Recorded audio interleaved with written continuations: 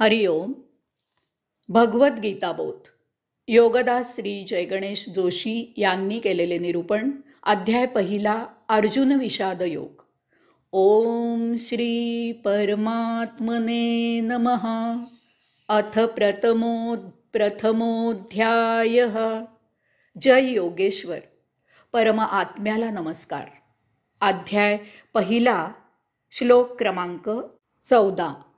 ततश्वेतै हयैयुक्तै महती स्यन्दने स्थितौ माधव पांडव सचैव दिव्यौ शंखो प्रदत्त मतुः.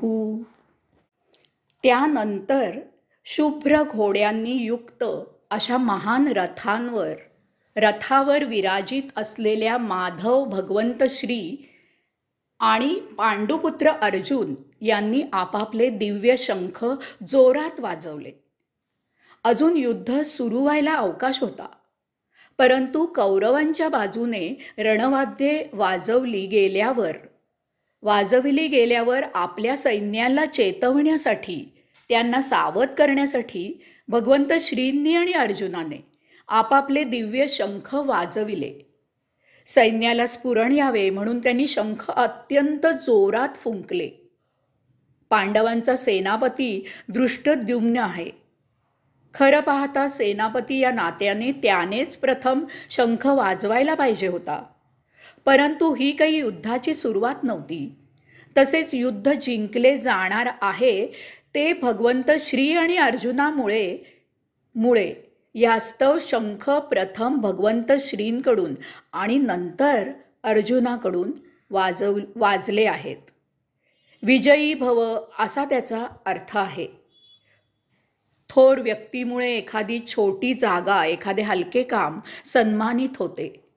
भगवंत श्रींमुळे सारथ्य ही जागा गौरवली गेली आहे.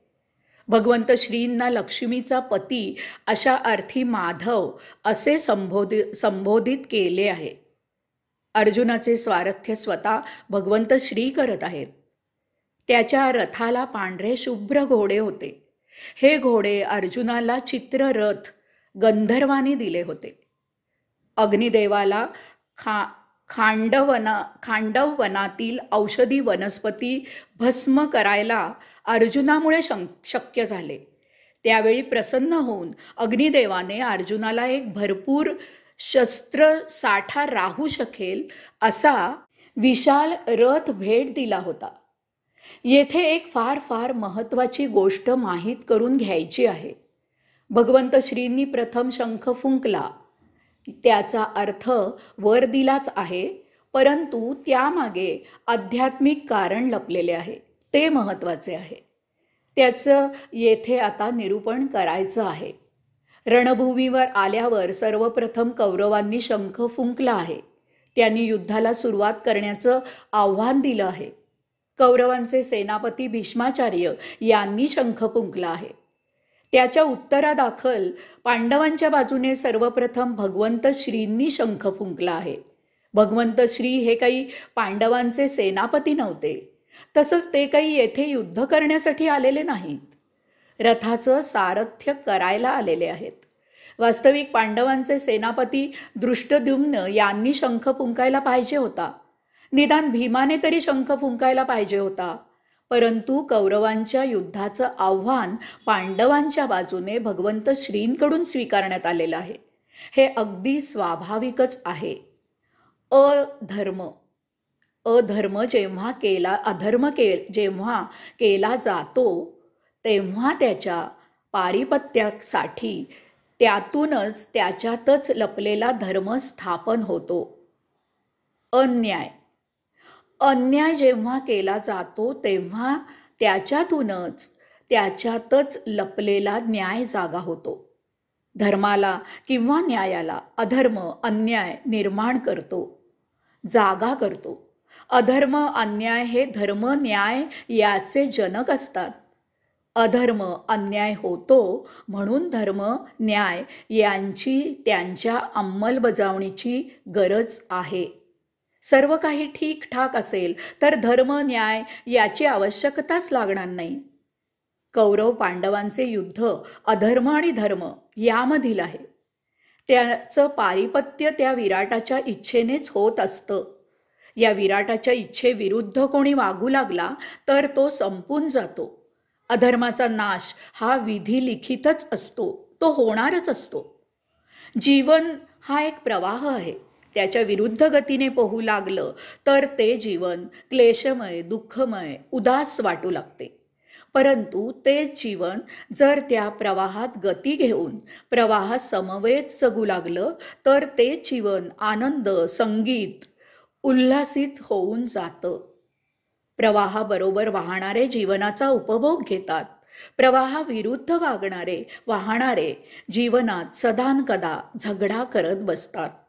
या जीवन प्रवाहाच्या अतीत होऊन जे या जीवन प्रवाहाच्या किनारी पथारी टाकून तो प्रवाह पाहू शकतात ते ध्यानी योगी होतात. परमेश्वराप्रत गती घेतात. जीवनाचा प्रवाह हा नियतीने, त्या योगेश्वराने अगोदरच आखलेला असतो. त्यात बदल करणं आपल्या हाती नाही. त्या प्रवाहात सचैल स्नान करणे एवढेच आपल्या हातात असते. त्यामुळे जीवन प्रवाहाच्या पेक्षा वेगळे वागणारे त्यांच्या प्रवाहात विघ्न आली की चकित होतात. प्रवाहात वाहणारा सामान्यजन अशा अडथळ्यांनी विस्मयकारक होत नाही. तो समजून असतो की प्रवाहाच्या विरुद्ध पोहल्यास त्यात अडचण येऊन त्या पोहणाऱ्याला योग्य मार्गी लावण्याची एक व्यवस्था आहे. त्याला नियती, परम ईश्वर नाही तर योगेश्वर काहीही नाव द्या. त्याला नियती, परम ईश्वर नाही तर योगेश्वर काहीही नाव द्या. हे आज आताही घडतं आणि उद्याही घडणार आहे. यवन अत्याचारी धुमाकूळ घालत असताना नाथांनी भारूड लिहिलं की येथून पुढे बरं होणार. यातूनच छत्रपती शिवाजी महाराज उदयास आले. ब्रिटिशांचे अत्याचार होऊ लागल्यावर लोकमान्यांच्या रूपाने ते विराट स्फुरलं. हा अध्यात्माचा स्वाभाविक कायदा आहे. आत्ता येथेही ते विराट युद्धाचं आव्हान स्वीकार करत आहे. धर्म, न्याय स्थापन करायचा आहे. हे युद्ध कौरव पांडवांपुरतं मर्यादित नाही तर ते अधर्म, धर्म, अन्याय, न्याय यामधील आहे. त्यामुळे अधर्मीयांनी ललकारल्यावर ते विराट त्याचा स्वीकार करणं अगदी स्वाभाविकच आहे. हरिओम.